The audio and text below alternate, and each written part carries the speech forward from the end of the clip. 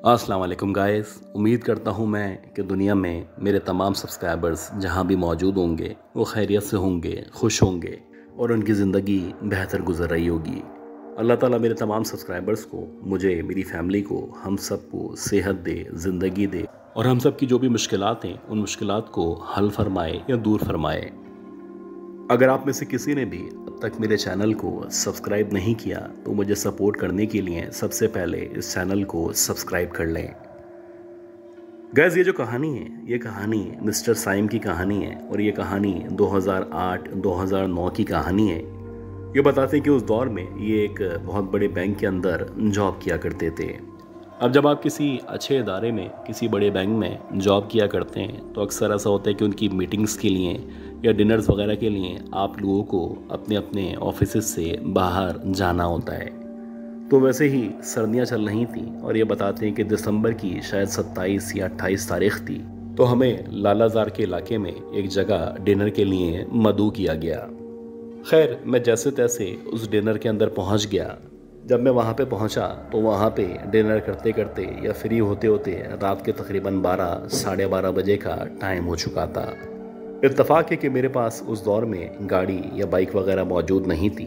तो मैं जब डिनर से फ्री हुआ तो मैंने सोचा कि ज़रा बाहर की तरफ आता हूँ। यानी वहाँ से तकरीबन 15-20 मिनट के फासले पे नेटी जेटी वाला जो पुल है उसके करीब का एरिया मौजूद है।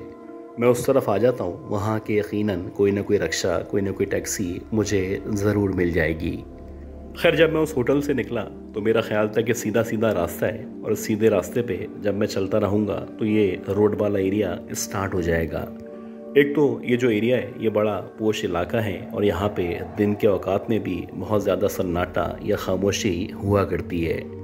खैर, जब मैं इस होटल से निकला और मैं सीधा सीधा रोड की तरफ बढ़ता चला गया तो अजीब बात यह थी कि 10-15 मिनट चलने के बावजूद रोड के आने का कोई इम्कान नज़र नहीं आ रहा था। ऐसा लग रहा था कि आगे जाके ये जो गली है ये मुकम्मल तौर पे बंद होने वाली है और फिर यहाँ से कोई मज़ीद रास्ता मुझे दिखाई नहीं दे रहा था। खैर, मैं राइट साइड पे मुड़ा और फिर लेफ़्ट साइड पे मुड़ा। गर्ज़ के मैं तकरीबन 20-25 मिनट तक उन्हीं गलियों में घूमता फिरता रहा और मैं कोशिश करता रहा कि किसी भी तौर किसी ऐसी जगह, किसी रोड की तरफ वाले रास्ते पे मैं पहुंच सकूं। दूर दूर तक ना ही कोई बंदा मौजूद था, ना कोई बंदा मुझे नज़र आ रहा था। और जैसे जैसे टाइम गुजर रहा था मेरे खौफ में ना सिर्फ इजाफा हो रहा था बल्कि जिस शिद्दत की सर्दी मुझे महसूस हो रही थी, मुझे लग रहा था कि मेरे साथ कुछ ना कुछ गलत ज़रूर होने वाला है। बहरहाल, ये सोचते सोचते मैंने अल्लाह का नाम लेके जब सीधे हाथ की तरफ मुड़ना बेहतर समझा तो जैसे ही मैं सीधे हाथ पे मुड़ने ही वाला था तो मुझे सामने की तरफ एक पतली गली दिखाई देने लगी। ऐसा लग रहा था कि पतली गली शायद रोड की तरफ जा रही है। तो मैंने उस पतली गली के ज़रिए आगे बढ़ना बेहतर समझा। अब जैसे ही मैं उस पतली गली के अंदर एंटर हुआ तो कुछ देर चलने के बाद ये जो गली थी ये एक ऐसी जगह पहुंच चुकी थी जहाँ पे शायद कोई अबंडन स्कूल या इस तरह का एरिया, कोई बड़ा सा बंगला मौजूद था। और मुझे नहीं पता था कि ये क्या जगह थी, किस वजह से इसको खाली किया गया था। लेकिन हाँ, एग्जैक्टली मैं जिस बंगले या जिस घर के सामने मौजूद था उसको देख के ऐसा लग रहा था पिछले 50 सालों से शायद कोई यहाँ पे नहीं आया होगा। अब बहुत सारे सवालात थे जो मेरे जहन के अंदर मौजूद थे और मैं सोच रहा था कि मैंने इस गली के ज़रिए यहाँ पे आके कोई गलती कर दी है। खैर, मैं बहुत परेशान था, इधर उधर देख रहा था। तभी मुझे इस बंगले के आखिर में जो एक बहुत बड़ा सा नीम का दरख्त मौजूद था उस दरख्त के बिल्कुल बराबर में एक औरत खड़ी हुई नज़र आने लगी। जब मैंने उस औरत को देखा तो मैंने सोचा कि मैं उस तरफ जाता हूँ, उस औरत से रास्ता पूछता हूँ और जानने की कोशिश करता हूँ कि बिला आखिर कौन सा रास्ता है जो रोड की तरफ जाया करता है। बहरहाल, मैं जैसे जैसे उस औरत के करीब जा रहा था तो जाहिर सी बात है मेरा फोकस उस औरत के ऊपर, उसके चेहरे पे, उसके जिस्म पे था। और जब मैंने उस औरत को बगौर देखा तो ऐसा लग रहा था कि बहुत ही कोई हूर परी या बहुत ही कोई हसीन औरत है जो इतनी रात में एक बंगले के बाहर दरख्त के बिल्कुल बराबर में खड़ी हुई है। बज़ाहिर जिस तरह से उसका हुलिया लग रहा था या जिस तरह की उसकी खूबसूरत शक्ल थी, यही लग रहा था ये औरत यहीं कहीं किसी बंगले की रहने वाली है और शायद अपनी गाड़ी के बाहर निकलने का या ड्राइवर के या किसी के आने का इंतज़ार कर रही है। अब मेरे और उस औरत के दरमियान तकरीबन 15 या 20 फीट का फासला मज़ीद रह चुका था। तो मुझे चलते चलते एक अजीब सी खुशबू का एहसास होने लगा। ऐसा लग रहा था जैसे एकदम से मोतिये की सी खुशबू है या फिर रात की रानी की खुशबू है जो मुझे महसूस होना शुरू हो चुकी है। एक तो शदीद सर्दी हो रही थी, आप कह सकते हैं कि ठिठुर थी, जिसकी वजह से मैं बाकायदा कपकपा रहा था। बहरहाल मैं जैसे ही उस औरत के एग्जैक्टली सामने की तरफ पहुंचा तो मैंने उस औरत को सलाम करके उसको मुखातिब करना चाहा।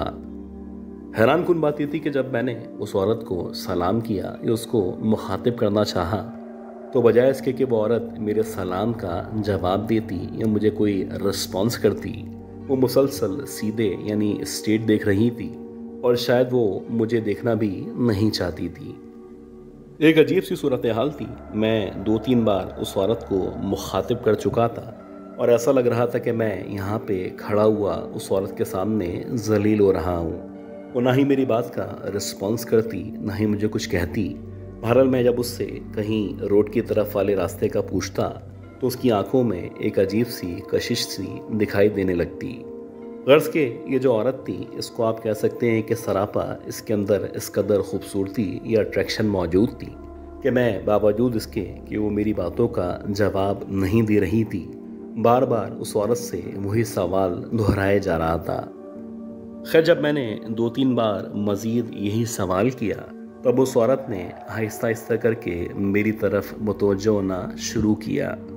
आप यकीन करें, जब वो औरत सामने यानी अपने सामने की तरफ देख रही थी तब उसकी जो आंखें थीं बड़ी नॉर्मल औरतों की तरह थीं, लेकिन जैसे जैसे उसने अपने चेहरे को या अपनी आंखों को मेरी तरफ करना शुरू किया तो अब ऐसा लग रहा था देखते ही देखते उसकी जो आंखें हैं ये ऊपर चढ़ना शुरू हो चुकी हैं। उसकी आंखों की जो पुतलियों का कलर था वो देखते ही देखते सफ़ेद हो चुका था और ऐसा लग रहा था मेरे सामने अब ये जो औरत, जो कि बड़ी हसीन व जमील औरत थी, जैसे ही इसकी आंखें या इनका कलर तब्दील होना शुरू हुआ है तो उसका चेहरा एक खौफनाक चेहरे में तब्दील होना शुरू हो चुका था। एक अजीब सी कैफियत थी, मेरी समझ नहीं आ रहा था जो कुछ मेरे सामने मौजूद है यह हकीकत है या सरासर मेरा वहम है। एक अजीब सूरत हाल थी, ना ही मैं आगे बढ़ पा रहा था ना ही मैं पीछे हट पा रहा था। ऐसा लग रहा था मेरे साथ कोई ना कोई सान्या, कोई ना कोई हादसा होने ही वाला है। आप यकीन करें कि इसी दौरानिये में मुझे अपने पीछे की तरफ से गाड़ी की रोशनी महसूस होने लगी। ऐसा लगा जैसे इस गली के अंदर कोई पुलिस की गाड़ी या फिर कोई गाड़ी एंटर हुई है। बहरहाल जैसे ही मुझे ये रोशनी महसूस होने लगी तो एकदम से जब मैंने पलट के पीछे की तरफ देखा तो एक पुलिस मोबाइल मुझे पीछे से आती हुई दिखाई दे रही थी। इस मोबाइल के अंदर जो भी अफसरान या जो भी पुलिस वाले मौजूद थे, शायद उनको ऐसा लगा मैं यहाँ पे कोई चोरी करने या कोई डकैती करने के इरादे से दाखिल हुआ हूँ। लेकिन अल्लाह का शुक्र है कि जब वो पुलिस मोबाइल मेरे करीब पहुँची तो मैंने उनको उस औरत की तरफ इशारा करके बताना चाहा कि जैसे मैं इस औरत से एड्रेस पूछना चाह रहा था। हैरानकुन बात यह थी कि जब मैंने उन पुलिस वालों को उस औरत की तरफ इशारा करके बताना चाहा और जब मेरी नज़रें पुलिस वालों से हट के उस औरत की तरफ बढ़ना शुरू करती हैं तो अजीब बात यह थी कि वो औरत उस जगह मौजूद नहीं थी जहां आपसे कुछ सेकंड पहले मैंने उस औरत को ना सिर्फ खड़े हुए देखा था बल्कि उसकी आंखों को एकदम से अपने सामने सामने तब्दील होते हुए विटनेस किया था। एक अजीब कैफियत थी, ऐसा लग रहा था मेरे साथ यकीनन कोई एक ऐसा वाक़या हुआ है जिस तरह के वाक़यात गए वक्तों में मैं अपने कज़न से, अपने बड़ों से सुनता चला आ रहा था। खैर जो भी इस पुलिस के अंदर ऑफिसर मौजूद था वो निकल के बाहर आया और बाहर आने के बाद उसने मुझसे बराह रास्त मुखातिब करके पूछा कि आप इतनी रात में इस अंधेरे में इस जगह क्या कर रहे हैं। अल्लाह का शुक्र है कि मेरे पास एम्प्लॉय कार्ड मौजूद था। मैंने वो कार्ड उस पुलिस वाले को दिखाया और उसको बताया कि मैं रास्ता भटक के गलती से यहाँ पे आ चुका था। अब अगर हो सके तो मुझे रोड की तरफ ड्रॉप कर दें ताकि वहाँ से मैं कोई टैक्सी रिक्शा लेके अपने घर की तरफ जा सकूँ। अल्लाह का लाख लाख शुक्र है कि जो पुलिस वाला था इसके दिल में मेरे लिए न सिर्फ रहम पैदा हो चुका था बल्कि उसने मुझे बाकायदा रोड तक छोड़ा, बल्कि ना सिर्फ रोड तक छोड़ा बल्कि उसने जब तक वहाँ पे खड़े होके इंतज़ार किया जब तक कि मुझे रिक्शा या टैक्सी घर जाने के लिए नहीं मिल सका।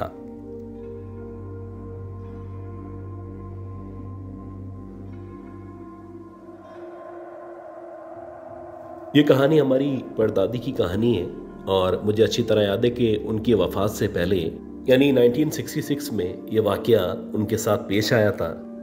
परदादी बताया करती थी कि मेरी नई नई शादी हुई थी और शादी के बाद मैं फेडरल बी एरिया से लियाकताबाद शिफ्ट हुई थी। अब मेरा जो ससुराल था, इस ससुराल के अंदर मैं थी, मेरे शौहर मौजूद थे, जबकि मेरे ससुर थे जो आमतौर पे अपने भाई के घर में रहा करते थे। यानी लियाकताबाद का जो घर था ये एक तो लियाकताबाद 10 नंबर में मौजूद था और ये एक ऐसा घर था जो कि 60 गज का या 70 गज का घर था। खैर, उस दौर की अगर आप बात करें तो लियाकताबाद में जितनी आबादी अभी नज़र आया करती है तो मेरा ख्याल है कि इतनी आबादी वहाँ पे मौजूद नहीं थी। दादी बताया करती थी कि इनका जो ससुराल था यानी शादी के बाद ये जहाँ पे आई थी, ये जो घर था, इस घर के बिल्कुल बैक साइड पे एक बहुत बड़ा सा गवर्नमेंट स्कूल मौजूद था और जब आप उस गवर्नमेंट स्कूल को क्रॉस करते हैं तो उसको क्रॉस करने के बाद एक बहुत बड़ा सा नाला था जो कि अब भी शायद वहाँ पे मौजूद है। अब जो हमारे दादा थे वो बेसिकली फूलों का काम किया करते थे, यानी 3 हट्टी के ऊपर उनकी फूलों की दुकान मौजूद थी।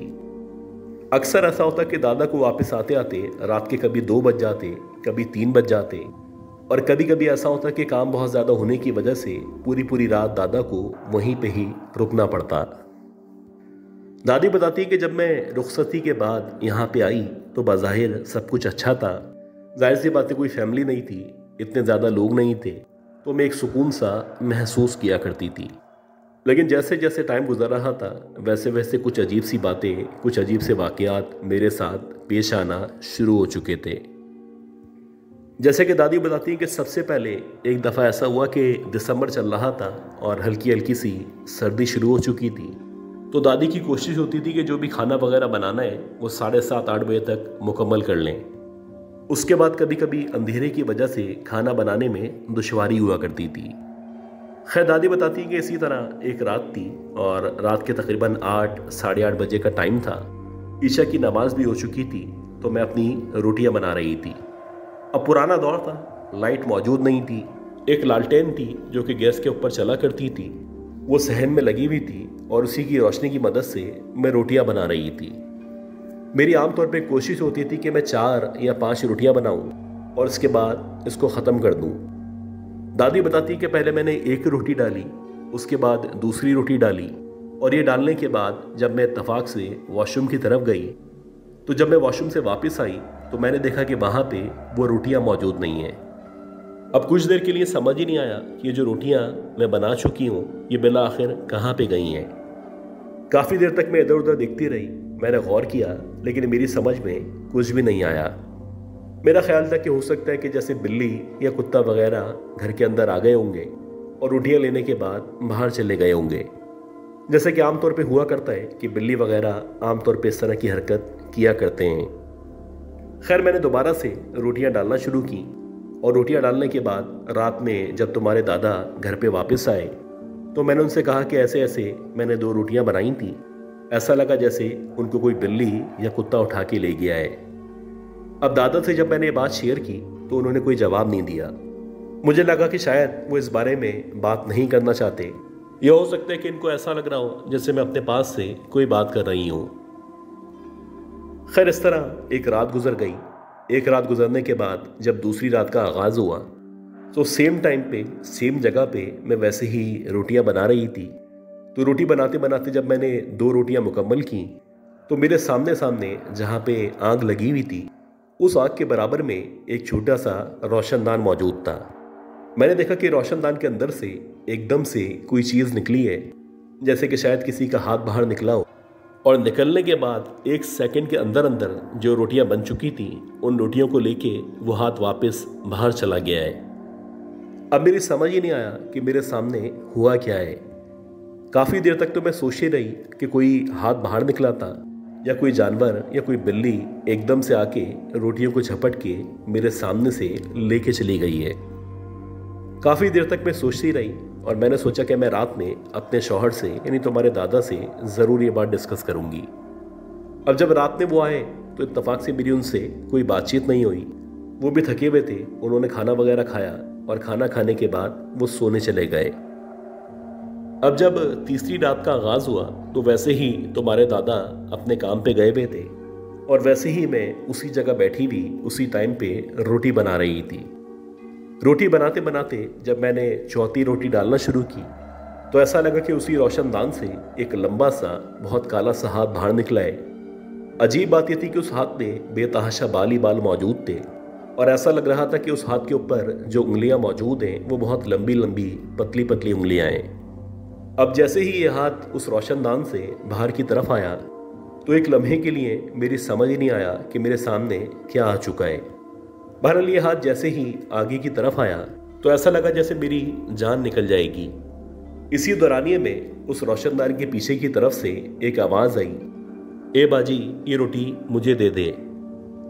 अब जैसे ही मुझे आवाज़ आई तो ऐसा लगा जैसे कोई वाकई में रोटी का सवाल कर रहा है, कोई फ़कीर है या कोई मांगने वाला है जिसको रोटी की ज़रूरत है। आप यकीन करें कि मैंने हाँफते काँपते जैसे तैसे जो रोटियां बनी हुई थी ये सारी की सारी उठाई और उस हाथ के ऊपर रख दी। अब जैसे ही उस हाथ ने वो रोटियां ली तो देखते ही देखते वो हाथ पीछे हुआ और ऐसा लगा कि सेकंड्स के अंदर अंदर वो हाथ वहाँ से गायब हो चुका है। अब जब यह हाथ गायब हुआ तो मैं खड़ी हुई और आयतुल कुर्सी पढ़ती हुई जब मैं पीछे की तरफ आई तो जब मैंने पीछे की तरफ से रोशनदान में देखा तो वहाँ पे कोई भी मौजूद नहीं था। जाहिर सी बात है इसका जो बैक साइड वाला हिस्सा था वो एक स्कूल के अंदर खुला करता था, तो अगर कोई वाकई में यहाँ मौजूद भी होता तो यहाँ से स्कूल के अंदर कूदने के लिए उसको टाइम लगता। खैर ये जो रात थी, ये जो टाइम था जब तक कि तुम्हारे दादा वापस नहीं आए, ये मैंने हाँफते काँपते गुजारा और इसी दौरानिये में मुझे 102, 103 बुखार हो चुका था। अब जब तुम्हारे दादा वापस आए और उनके वापस आने के बाद उन्होंने मेरी तबीयत ख़राब दिखी तो उन्होंने मुझसे पूछा कि तुम्हारे साथ क्या हुआ है। खैर मैंने उनको रोते रोते बताया कि ऐसे ऐसे रोशनदान के अंदर से एक हाथ निकलता है। शुरू में वो रोटियां खुद ही ले जाया करता था, लेकिन आज तो उसने बाकायदा मुझे मुखातिब किया है और मुखातिब करने के बाद मुझसे रोटी मांगी है। अब ये सुनने के बाद जो दादा थे वो कहने लगे कि परेशान मत हो, अक्सर इस घर में इस तरह के वाक़यात पेश आया करते हैं। अब की बार जब तुम्हारे सामने वो हाथ आए तो तुम उसको कहना कि भाई मैं रोटी आपको दे दूंगी, लेकिन आप रोज़ाना मुझे इस तरह से डराया ना करें। मैं रोटी बनाने के बाद सामने जहाँ पे सहन मौजूद है वहाँ पे रख दिया करूँगी और आप वहाँ से आके ले लिया करें। ये कह दोगी तो इंशाल्लाह उसके बाद से ये जो हाथ है ये तुम्हें नज़र आना ख़त्म हो जाएगा। अब ये जो बात थी ये बज़ाहिर बहुत आसान बात थी, बड़ी सादा बात थी, लेकिन किसी ऐसी मखलूक को मुखातिब करना जिसके बारे में या जिसके जिन होने के बारे में आपको गुमान हो, ये कोई आसान बात नहीं थी।